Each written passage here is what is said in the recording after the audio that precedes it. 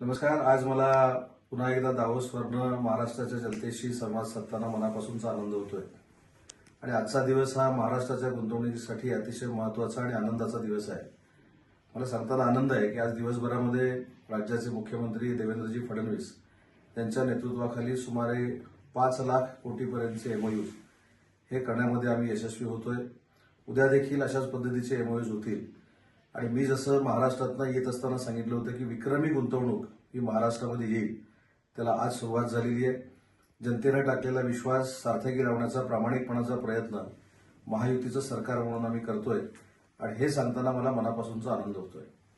आणि हेच सांगत असताना अजून एक महत्वाची खरी ब्रेकिंग जी मला महाराष्ट्रातल्या जनतेसाठी द्यायची आहे ती म्हणजे काल शिवसेनेचे नेते संजय राऊत यांनी माझ्याबद्दल ज्या काही वल्गना केल्या होत्या त्याचं उत्तर आज मला द्यायचं आहे.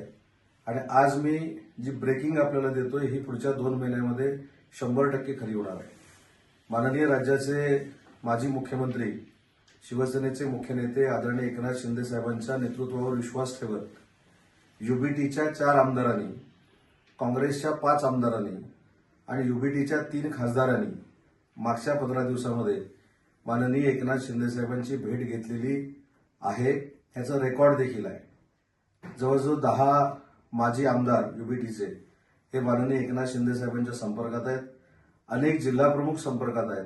काँग्रेसचे देखील अनेक जिल्हाध्यक्ष, अनेक माजी खासदार, माजी आमदार संपर्कात आहेत.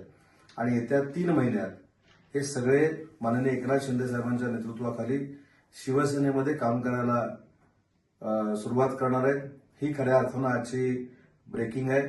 त्याच्यामुळं नाहक ज्या पक्षाचा अस्त झालाय त्या पक्षाच्या लोकांनी स्वतःचं अस्तित्व टिकवण्यासाठी, स्वतःच्या पक्षाचा उदय होण्यासाठी माझ्या नावाचा वापर करणं हे अतिशय दुर्दैवी बाब आहे. आणि म्हणून ही जी मंडळी माननीय एकनाथ शिंदे साहेबांना मागच्या महिन्याभरात भेटलेली आहे यांना त्यांनी थांबवण्याचा प्रयत्न करावा.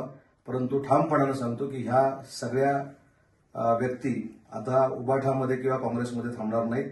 त्यांनी एकनाथ शिंदे साहेबांचं नेतृत्व स्वीकारण्याचा निर्णय घेतलाय आणि त्याची प्रचिती आपल्याला पुढच्या 3 महिन्यामध्ये येईल.